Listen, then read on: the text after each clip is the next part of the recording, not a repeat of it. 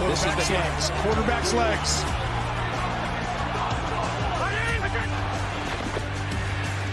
Fakes left, now taken off. Gonna run for it, he got it! And there he goes! Inside the 10, the 5.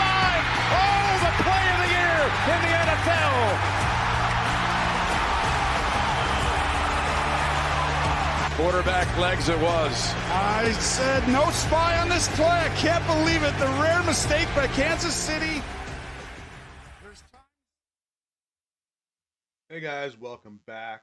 Eric Smith here, 5 Reasons Sports contributor, also co-host on Scouting the Fins. You can find that on the 5 Reasons YouTube channel and also the 3 Yards Per Carry podcast feed. We are here again with my normal weekly Miami Dolphins offensive line grades for Week 10 versus the Buffalo Bills. Just a reminder that these are my personal grades of every offensive lineman, and it's based on their performance on every play. Once those per play grades are complete, they are put into a formula that uses past data to establish 5.00 as an average individual offensive lineman grade, and then it spits out the grade for this game based on their performance. So the overall grade for the line this week was 6.06, which is better than they have been. This is actually the second highest grade of the season, and is the second time that they are above a 6.00. So definitely a good performance against a good team, but there is still room to improve, and we will talk about that when we look at the individual offensive line grades, and we'll look at some of those details when we get into the film review after we get through the grades. And like we do around here, we are going to start with the lowest graded player and work our way up to the highest graded player.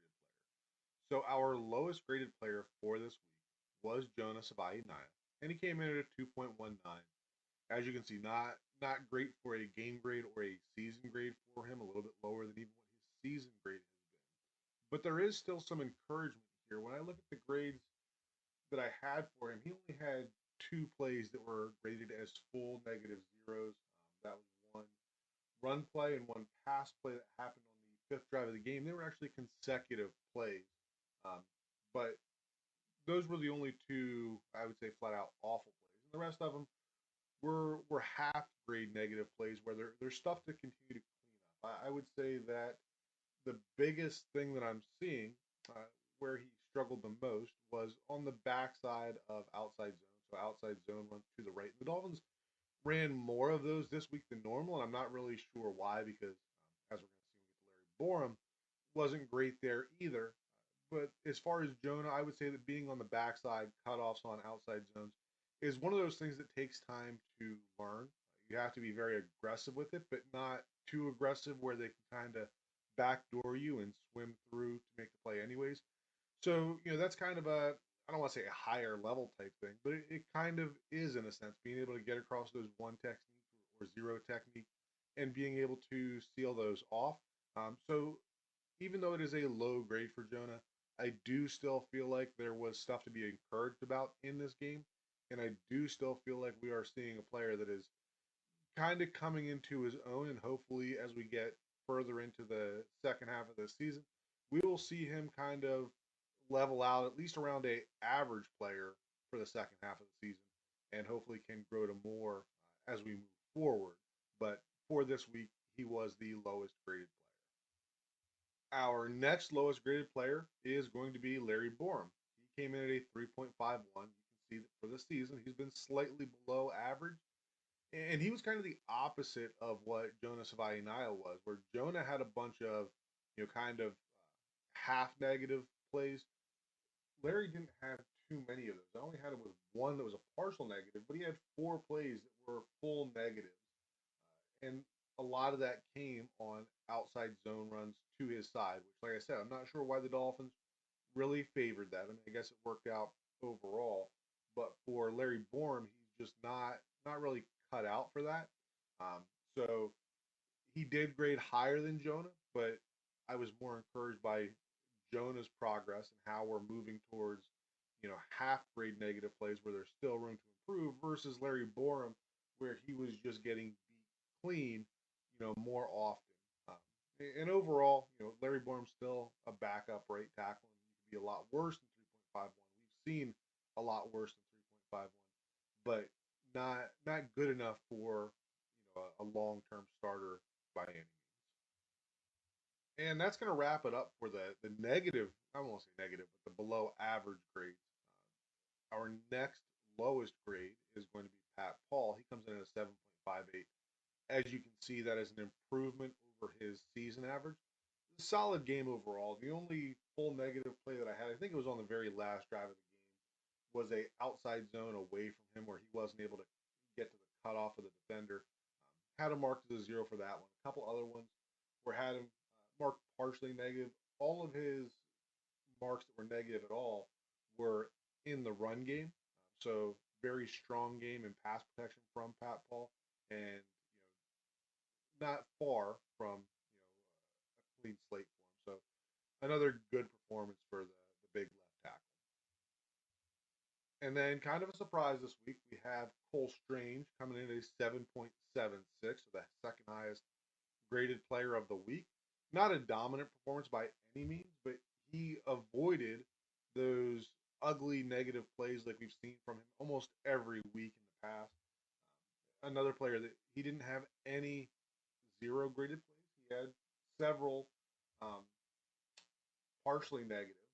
And as we look at it, all but one of them were in the run game. The one that was in the pass game was on a screen. So I think the Dolphins probably did a pretty good job of protecting him. They really weren't in too many traditional pass sets in this game. So when they're sliding to the left and putting him one-on-one, there was really only one time that I have them charted as doing that. So that probably contributes to why his grade is the way that it is, because he did have some troubles in pass protection one-on-one in previous games. So good grade for Cole Strange, but I would give more credit to Mike McDaniel for finding a way to call a game that doesn't expose him.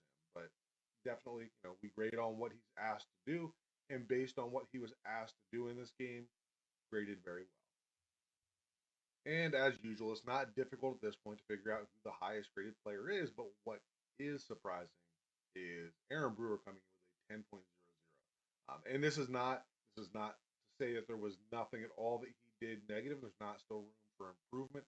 But when you compare it to grades in the past, it was above the minimum threshold for a 10.00. So that's what it comes in at. And as you can see, he is just trailing Patrick Paul in terms of season grades, which is what's in parentheses here, for the best offensive lineman this season. This 10.00 should go a long way towards that. But every week I posted, another one this week on Twitter. You just find stuff that is so fun to watch him do. The one that I had on Twitter for Aaron Brewer this week, if you want to go back and watch it, it was a screen pass to the left, and Jonah was kind of leaking out on his defender. And Aaron Brewer gets out there and just kind of leans back into Jonah's guy to help out. And then as the ball's caught, you see Aaron Brewer fire forward and get onto his defender. So just, not something he has to do there, but just a little bit extra that separates him. So great week from Aaron Brewer, and good week from the offensive line overall, right? We've got 3 guys that graded out very well. Larry Borom, not awful, not great, and then Jonah, bringing up the rear there. If we can bring one of these guys above a 5.00, then, that's going to be a really good week for the offensive line in terms of how the overall comes in. But like I said, second highest graded game of the season for this group. Good overall, but still some room to improve. And like I said, as we get into this film review next, we are going to look at some of the good and some of the bad. First play we're going to look at here is a short yardage. This is a 3rd and 1 play. We're going to see basically a fullback dive, and it's successful. But what we've seen in the past is that the Dolphins have tried to run outside zone concepts and run the fullback in the same direction. So we're going to pause it here. And as we get there, what we've seen in the past when they've done this is if they're giving it to the fullback here, they would run outside zone here. And it just felt like they were bringing the entire defense with it, and that we're trying to run the fullback into a bad position. So what they do this week is they take the halfback out that way, and then we're running inside zone essentially to the right side. So we've got Larry Borom, he's covered, he's blocking there. Cole Strange covered, he's blocking there. Brewer's uncovered, right? Jonah is covered. Pat Paul uncovered. We're going to get Dulcich here sealing. So with Brewer uncovered, we're going to see a combo there up through this linebacker, and then Pat Paul uncovered is climbing there, and we're getting Alec Ingold downhill right through the bubble that's created in the defense there. So, like I said, this is something that they haven't really done it this way in the past, and I like the way that this looks. As you can see, we got the solo blocks there, just kind of sealing to the outside, the double team here, working up, and that just creates that lane that we can get through and convert for a first down. So I like this as a change up to the short yardage offense they've been running, and hopefully something we see as we go forward as well. This is going to be outside zone to the right, and the reason I want to highlight this one is that we've talked in the past about the motions and the way it has put the offensive line at a disadvantage. And on this one, I felt like it was one of those examples where the motion really helped the offensive line, right? So as we get back to the beginning here, we have Alec Ingold right there. Now, when we're looking at the assignments here, get the pen back on there.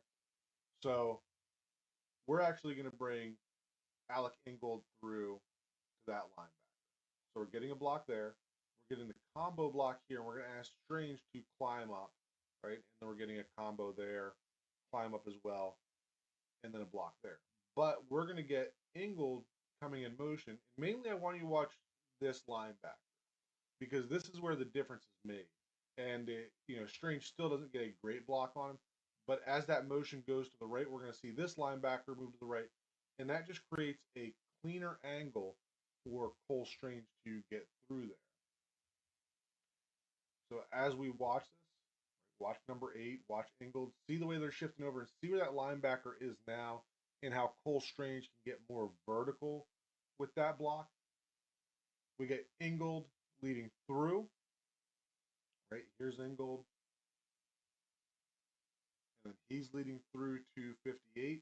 And now Strange, again, like I said, he doesn't get a great block here, but if that linebacker started further over, he's probably scraping over and making the play there earlier, right? But instead, he's able to only get an arm tackle, and he does make the tackle, but big difference between him being able to scrape into the hole and make a tackle at the line of scrimmage versus, reaching an arm out and getting hands on him 5 yards downfield.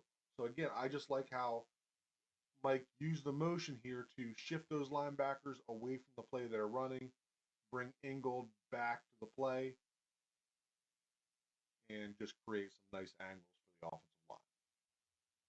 This one here, not really going to draw on it, but I want to highlight the formation here. You've got Devon Achane out here. You have Ollie Gordon and then Malik Washington, sorry. And at the snap of the ball, they're all going in opposite directions. You can kind of see how that makes the defense pause, right? We get a little bit of a hesitation there. We're getting number 39 here stepping in the wrong direction, which is just enough for Paul to get out there.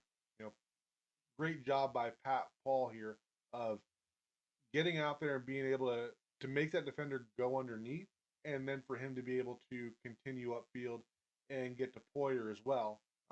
Solid job blocking by Ced Wilson on the outside there as well. Nearly a touchdown. But just like the uniqueness of the formation, this is a play they've run plenty of times, right? But now we're just adding a little bit of window dressing here with Gordon and Washington to the other side here. Again, just running the same plays, just finding different ways to make them look is a big part of the evolution that you see in good offenses as they progress throughout the season. This next one is not a big gain. I don't remember the down and distance, but what I want to highlight here is that is a change in philosophy, right, or a change in mentality. Because if you look, we're going to wait till Ingold comes in motion here. I'm going to pause it. So now if I look at this, and we have 1, 2, 3, 4, 5, 6, 7 blockers. And if we look at how many are in the box, there's 1, 2, 3, 4, 5, 6, 7, 8. So the Dolphins are outnumbered on this play, right? But we still see them willing to run the ball at this, which is something that we really didn't get in the past. You know that somebody is going to be unblocked here. And what we end up getting is not a big game, but this is still the type of play that can kind of set the tone for the game. Even though, you know that you're outnumbered in the box, when you're still willing to run at it and you're still getting, what is that, 3-4 yards? These are the kind of tone-setting runs, even though it's not Ollie Gordon, big, powerful, right? We're still falling forward. We're still creating movement up front. This is the type of run that sets the tone for the rest of the game where you say, we don't care how many you have in the box. We are going to continue to run the ball and continue to make that part of the game. And that is eventually going to make the defense change the way that they play as well. This is going to be the Jalen Waddle touchdown reception. And the reason I'm going to have this one on here is that this is the protection that Ollie Gordon slipped on last week. So we are going to get, everybody's blocking down here. Everybody's down there. Jonah is pulling to the outside. We've got Pat Paul getting down there. Front skills there. We're going to get Ingold coming in motion. He's going to come back here to help with the backside. But last week we saw Ollie Gordon, try to get too much into this defensive end and ended up slipping and falling. This time we're going to see a little bit different in that. And the other thing I want you to see is just, having Brunskill out here as the tight end on the backside. You can just see the confidence in Tua as he's in this drop back.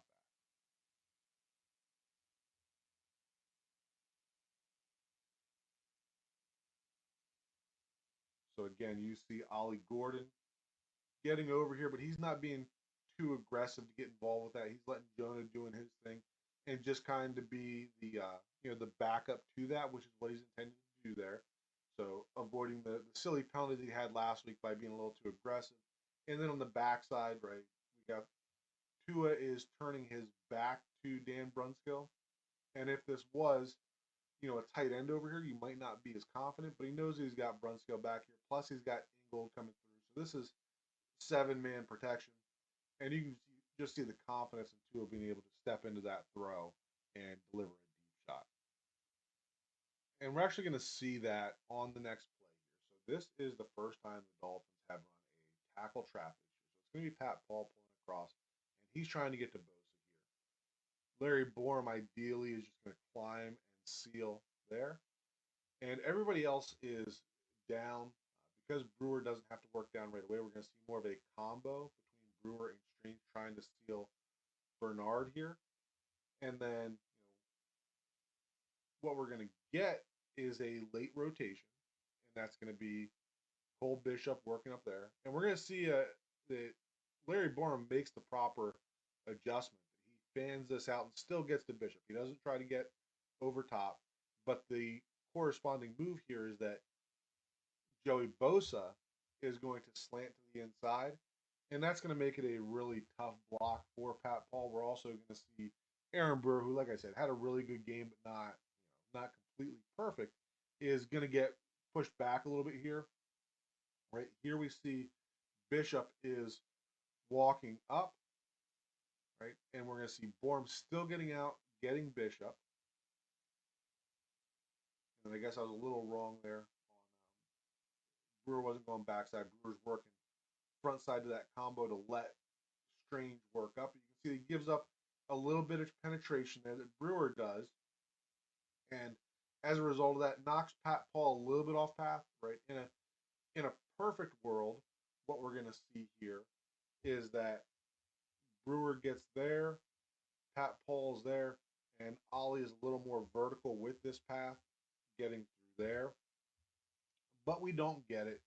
The path by Joey Bosa puts him a little quicker than what Pat Paul would anticipate. Brewer knocked back a little bit on the combo block there, and we end up with a 3-yard loss. But still wanted to include this because This is the first time the Dolphins ran this tackle trap concept. I think it's something we're going to see in the future as well. And it's very close, right? If we get Pat Paul across there and we get Ollie Gordon through this, B gap area, we're really close to getting Devon Achane one-on-one with Jordan Poyer, and we all know how that ends up. And then another concept that we haven't seen run before, obviously you've got a bit of a unique formation here with Achane, Jalen Wright, and Dan Brunskill all over there. But we're going to get a center tackle counter. So everybody else is blocking down here. We're going to seal there. And then what kind of messes this up is Brunskill. And this is a new angle for him, right? Like, we want to cut off his backside end. But, Brunskill being basically a sniffer position is not something he's used to. We're going to see Achane out there. And then we're going to see the counter back here by Jalen Wright. And, this is another play that has a lot of potential. So we're getting the down blocks here between Borom and Strange. Jonah's cutting off there. Getting Aaron Brewer around to get the kick out on the counter. Now, ideally, this is going to hit through this C gap where you get Pat Paul turning up and cutting off Milano there. He ends up taking that a little further outside. No real issue with that because Jalen Wright reads it the same way, right? Almost like old school buck sweep where you got the backside guard and he's following that. And, that makes Brewer's block look a lot worse than what it was. But if we watch Brunskill on the backside here, kind of gets too far outside. And then as he's trying to get down inside Daquan Jones, you can see that he's now in a trail position.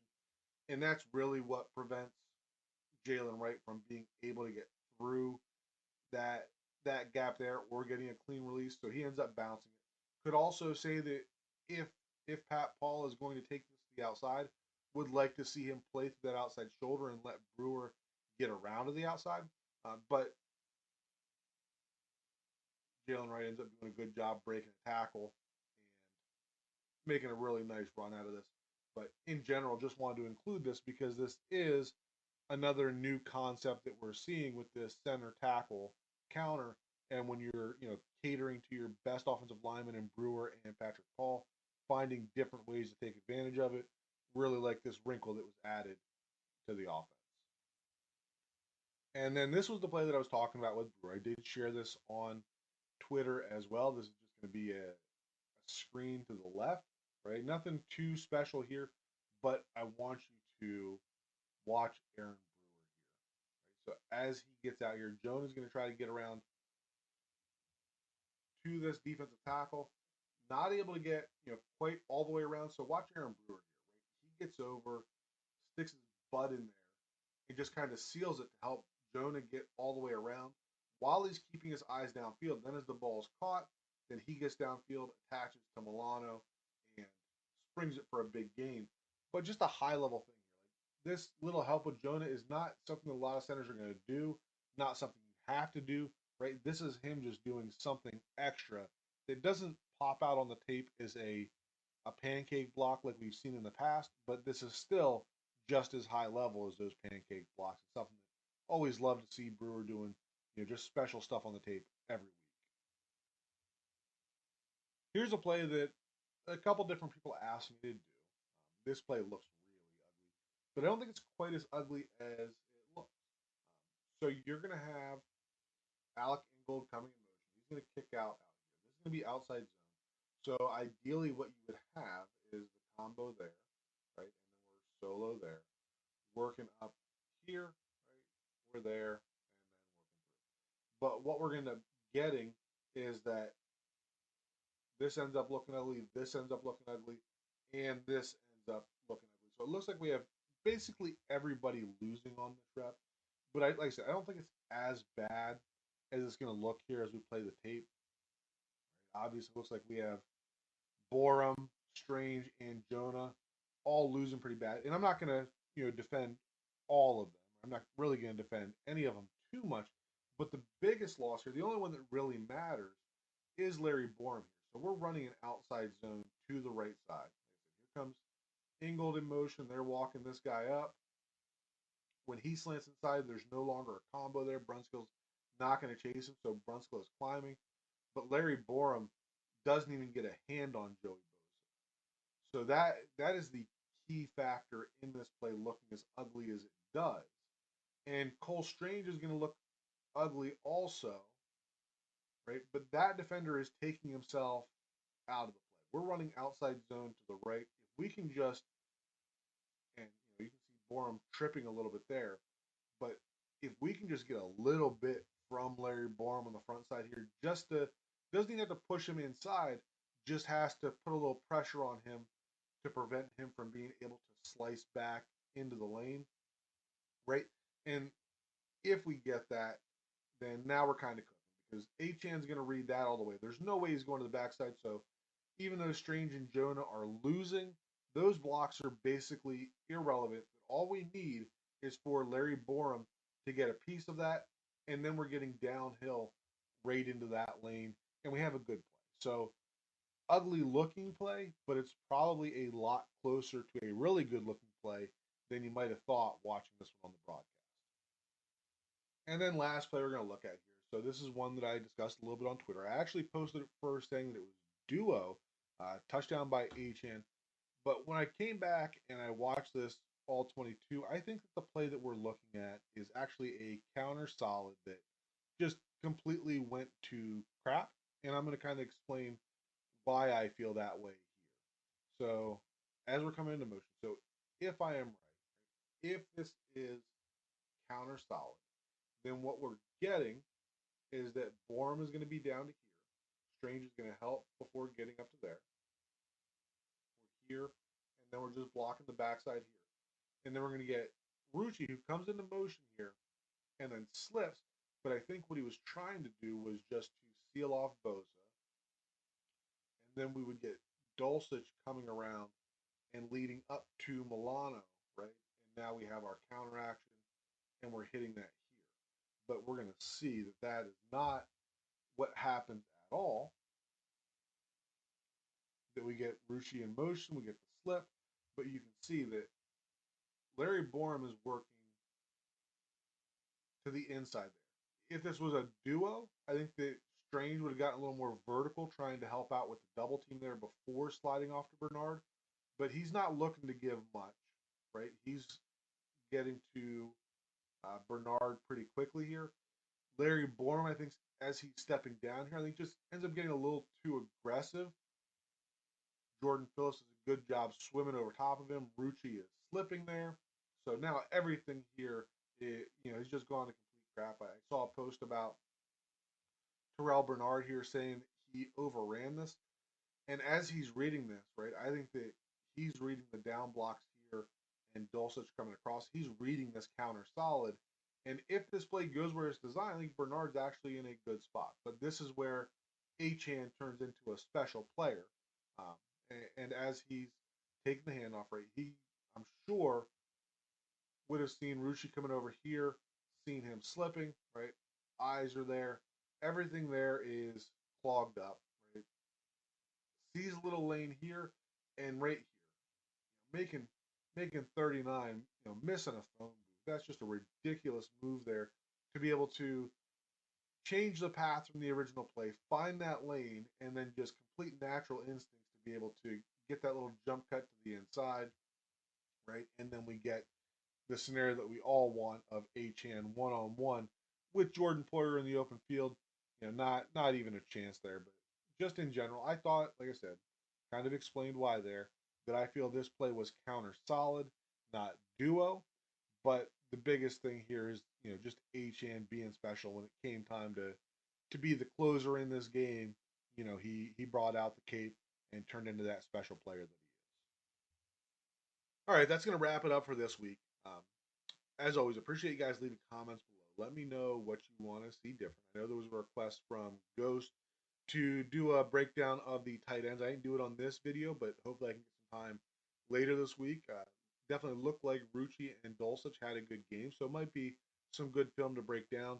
So might try to do that if I have time for it. If there's anything else that you guys want to see with these videos, leave the comments below. Make sure you're checking it out on Twitter some of the conversations that happened on Twitter, or the plays that either I shared or people ask about, is what makes it into these breakdowns. So always a good place to converse there. But as always, appreciate you guys watching, and we